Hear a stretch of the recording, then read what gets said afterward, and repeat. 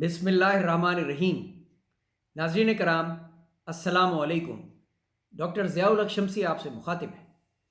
آج 25 فروری ہے سن 2022۔ انشاءاللہ تعالی سورہ البقرہ کی 236 سے لے کے 245 تک کے سلیکٹڈ آیات کی تلاوت، سید ابو العلا مودودی کے تفہیم القرآن سے ان تمام آیات کا مکمل ترجمہ، اور پھر عمومی مفہوم سے بنایا ہوا اپنا منظوم ترجمہ پیش کروں گا۔ بسم اللہ الرحمن الرحیم۔ شروع کرتا ہوں اللہ کے نام سے، بڑا مہربان نہایت رحم فرمانے والا ہے۔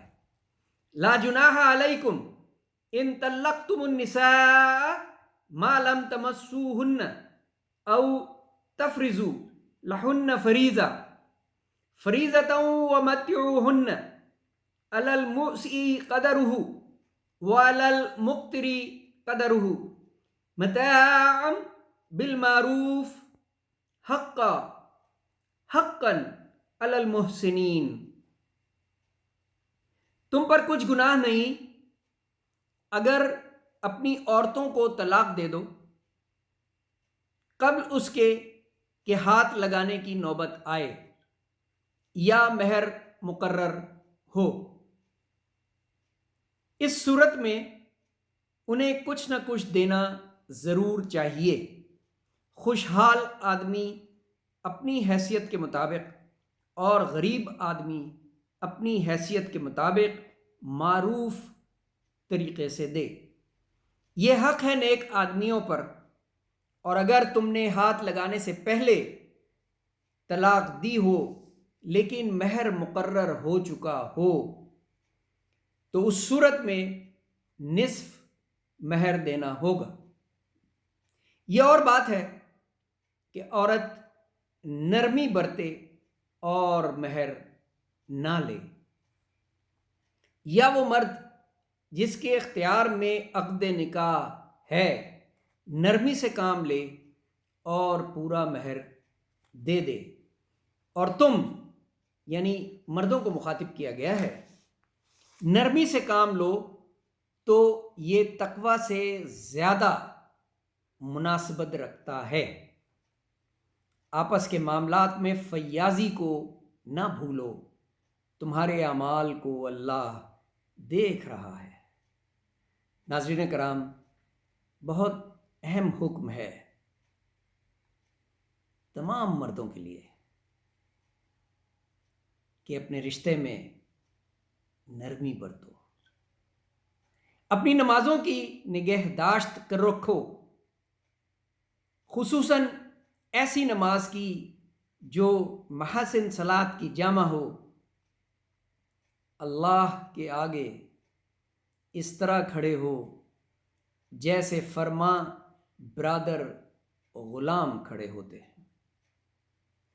بدامنی کی حالت ہو تو خواہ پیدل ہو خواہ سوار، جس طرح ممکن ہو نماز پڑھو، اور جب امن میسر آ جائے تو اللہ کو اس طریقے سے یاد کرو جو اس نے تمہیں سکھا دیا ہے، جس سے تم پہلے ناواقف تھے۔ والذین یتوفون منکم ویذرون ازواجا، تم میں سے جو لوگ وفات پائیں اور پیچھے بیویاں چھوڑ رہے ہوں، ان کو چاہیے کہ اپنی بیویوں کے حق میں یہ وصیت کر جائیں کہ 1 سال تک ان کو نان و نفقہ دیا جائے اور وہ گھر سے نہ نکالی جائیں۔ بہت اہم نقطہ ہے ناظرین، ہمارے بہت سے گھروں سے یہ شکایت آتی ہے کہ شوہر کے چلے جانے کے بعد اگر اس کی بیوی یا اس کی بیوہ کمزور گھرانے سے تعلق رکھتی ہے تو اس کے سسرال والے اس کے ساتھ اچھا برتاؤ نہیں کرتے۔ اللہ تعالیٰ نے ان آیات کے ذریعے صاف صاف حکم دے دیا ہے پھر اگر وہ خود نکل جائیں تو اپنی ذات کے معاملے میں معروف طریقے سے وہ جو کچھ بھی کریں اس کی کوئی ذمہ داری تم پر نہیں ہے۔ اللہ سب پر غالب، اقتدار رکھنے والا اور حکیم و دانا ہے۔ اسی طرح جن عورتوں کو طلاق دی گئی ہو انہیں بھی مناسب طور پر کچھ نہ کچھ دے کر رخصت کیا جائے، یہ حق ہے متقی لوگوں پر۔ اس طرح اللہ اپنے احکام تمہیں صاف صاف بتاتا ہے۔ امید ہے کہ تم سمجھ بوجھ کر کام کرو گے۔ تم نے ان لوگوں کے حال پر بھی غور کیا جو موت کے ڈر سے اپنے گھر بار چھوڑ کر نکلے تھے اور ہزاروں کی تعداد میں تھے۔ اللہ نے ان سے فرمایا مر جاؤ، پھر اس نے ان کو دوبارہ زندگی بخشی۔ حقیقت یہ ہے کہ اللہ انسان پر بڑا فضل فرمانے والا ہے، مگر اکثر لوگ شکر ادا نہیں کرتے۔ مسلمانوں، اللہ کی راہ میں جنگ کرو اور خوب جان رکھو کہ اللہ سننے والا ہے، جاننے والا ہے۔ تم میں کون ہے جو اللہ کو قرض حسن دے تاکہ اللہ اسے کئی گنا بڑھا چڑھا کر واپس کرے؟ واللہ یقبض ویبسط والیہ ترجعون۔ گھٹانا بھی اللہ کے اختیار میں ہے اور بڑھانا بھی، اور اسی کی طرف تمہیں پلٹ کر جانا ہے۔ صدق اللہ العظیم۔ سبحان اللہ۔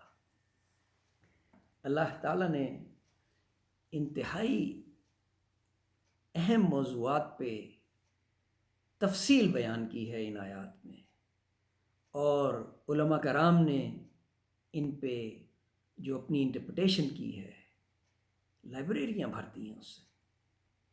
اس لیے ان معاملات میں رہنمائی حاصل کرنے کے لیے قرآن حکیم سے رہنمائی لیجئے، علماء کرام کی تحریر سے رہنمائی لیجئے۔ میرا منظوم ترجمہ محض آپ کو آسانی سے مفہوم سمجھانے کے لیے ہے۔ قرآن حکیم کی تلاوت جب بھی کریں مکمل ترجمے کے ساتھ کریں۔ دے سکتے ہو طلاق، خرچ مگر دینا۔ یہ فرق ہے میرے منظوم ترجمے میں۔ بہت آسانی سے یہ چیزیں آپ کو یاد ہو جائیں گی۔ دے سکتے ہو طلاق، خرچ مگر دینا لازم ہے اگر سمجھو، دستور بھی ہے۔ اللہ تعالیٰ نے ان آیات میں بار بار دستور کا ذکر کیا، کیونکہ عرب سوسائٹی ٹرائبل سوسائٹی تھی، اور وہاں ٹریڈیشنز اور دستور، نارمز، پریکٹسز کو بے پناہ اہمیت دی جاتی تھی۔